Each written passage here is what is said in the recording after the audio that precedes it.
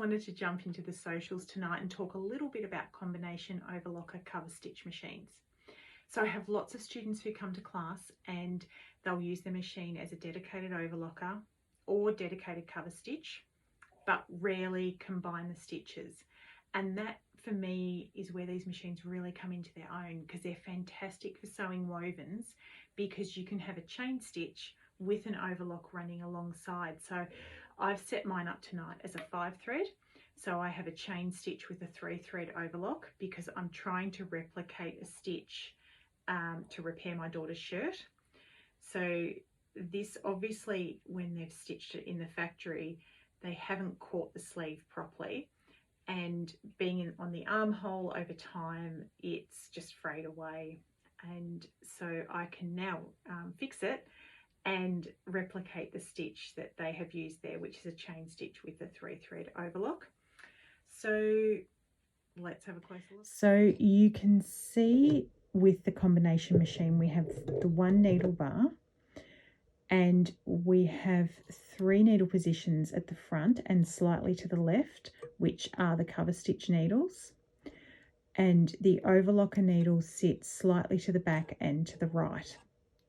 So if I was threading this machine purely for cover stitch, I would only have needle positions here. And if I was using it only for overlocking, I wouldn't have a cover stitch needle in, and I would have the overlocking needles in the back.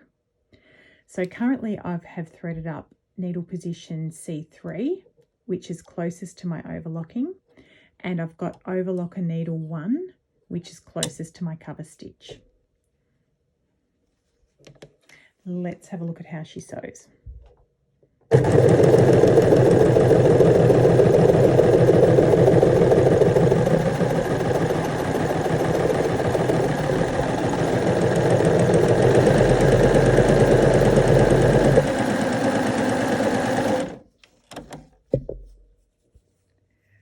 So there is my beautiful chain stitch running next to my 3-thread overlock, and it's all beautifully balanced and nice and easy.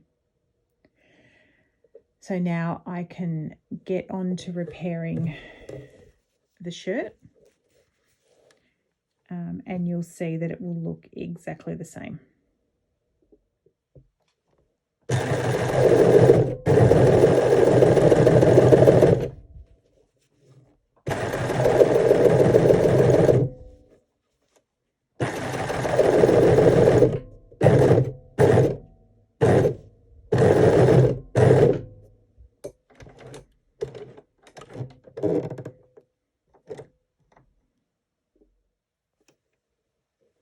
So I'm just going to have to use a hand needle now and finish off these ends, because starting in the middle of the seam and finishing in the middle of the seam, it's too hard to do my normal start and finish techniques. So I hope this has been really helpful if you have one of these machines, and I hope it might have encouraged you to actually have a go at creating a 5-thread or 6-thread stitch.